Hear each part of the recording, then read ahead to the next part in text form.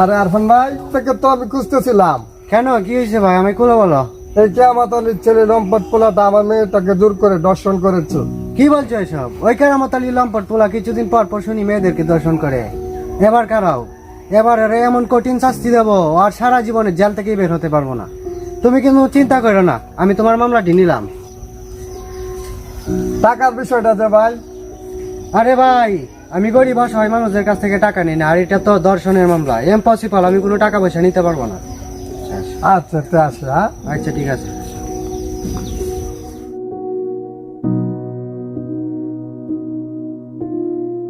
আচ্ছা, আমার ছেলেটা কিছু বাঁচানো যাবে না? না না কদম আলী, তোমার ছেলেকে কোনোভাবে বাঁচানো যাবে না। তোমার ছেলে হইল গিয়া দর্শন মামলার আসামি, আর তোমার ছেলের রায় দিতে আজকে কোর্টে যাচ্ছি। আমি আসি তাহলে, আসো বলতো। এই তুমি শোনো, স্যারের জন্য 10-12 লাখ টাকা নিয়ে আসছিলাম আর কি। আরে পাগল, আগে বলবে না? স্যার এদিকে আসুন। কি হয়েছে? আরে আপনার জন্য টাকা লেগেছিল। আরে কদম আলী, স্যার আপনার জন্য কিছু টাকা নিয়ে আসছিলাম আর কি। বুঝো, টাকাগুলো বুঝে রাখো। তুমি কোনো চিন্তা করো না, টেনশন করো না। ঠিক আছে স্যার। তোমার পোলার কিছুই হইব না। এই উকিলের বাচ্চা যতই যারা করো, রায় তো আমি দিব। ঠিক আছে স্যার। তাহলে আসি।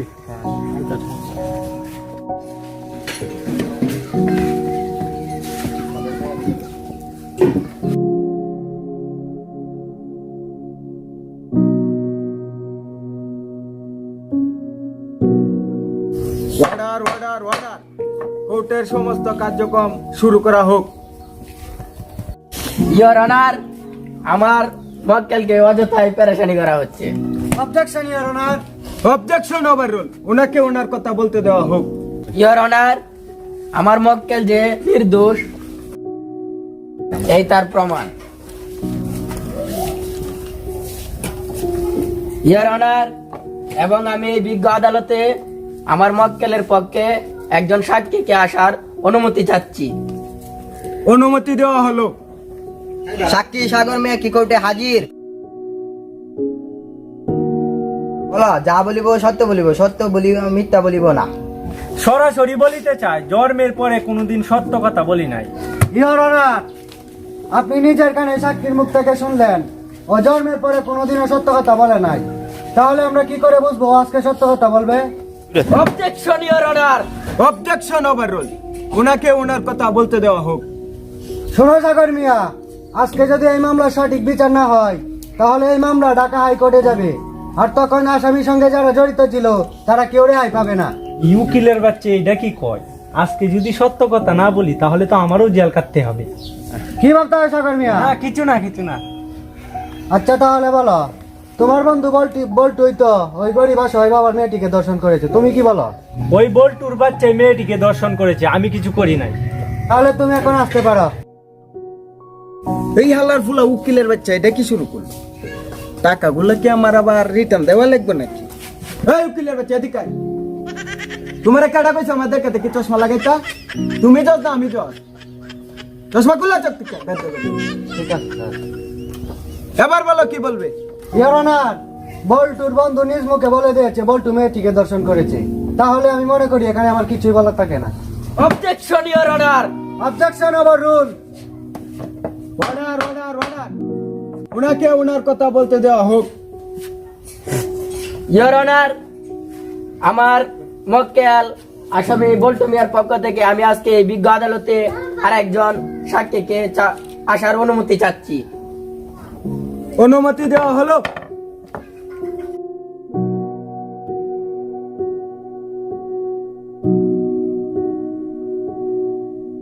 ইয়োর অনার, আমার দ্বিতীয় সাক্ষী তার পারিবারিক সমস্যার কারণে আজকে এই বিজ্ঞ আদালতে আসতে পারেনি, তাই আমি এই আদালতের কাছে বলতে চাই এই মামলার রায় যেন পিছিয়ে দেওয়া হয়। Your honour.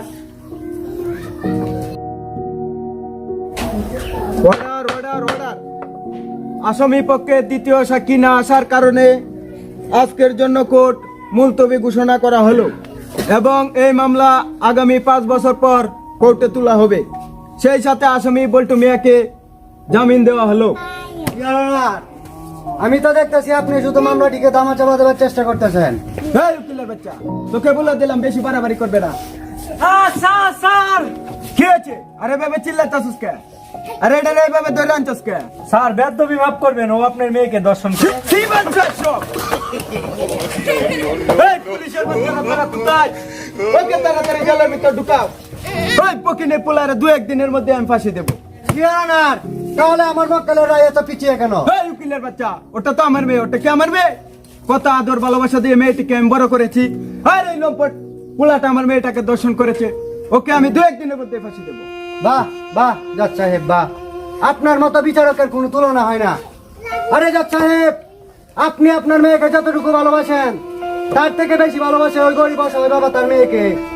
আপনি টাকার প্রয়োজনে আপনার মেয়েকে বিক্রি করে দিতে পারেন, কারণ আপনাদের মতো বড় লোকদের চোখে টাকা ছাড়া অন্য কিছু বাসে না। আর ওই গরিব অসহায় বাবাকে যদি বলা হয় তার মেয়েকে দিয়ে দিতে, প্রয়োজনে তাকে বাংলাদেশটা লিখে দেওয়া হবে, তবুও সে তার মেয়েকে দেবে না। এবার বুঝুন কতটুকু ভালোবাসে এই গরিব বাবা তার মেয়েকে। এবার ভাবুন, বটুর মতো কুকুরের দলেরা যখন তার মেয়েকে চিড়ে চিড়ে খায়, তখন কেমন লাগে সেই বাবার কাছে?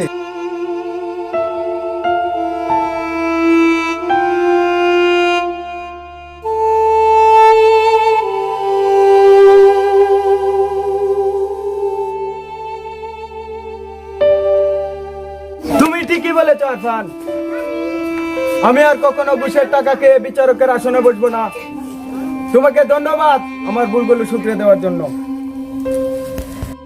হাই গাইস, আশা করি বাংলাদেশে এমন বিচারক নাই। যদি 2-1 থেকে থাকেন তাহলে ভালো হয়ে যাবেন, কারণ বলা যায় না কখন কার কি হয়ে যায়।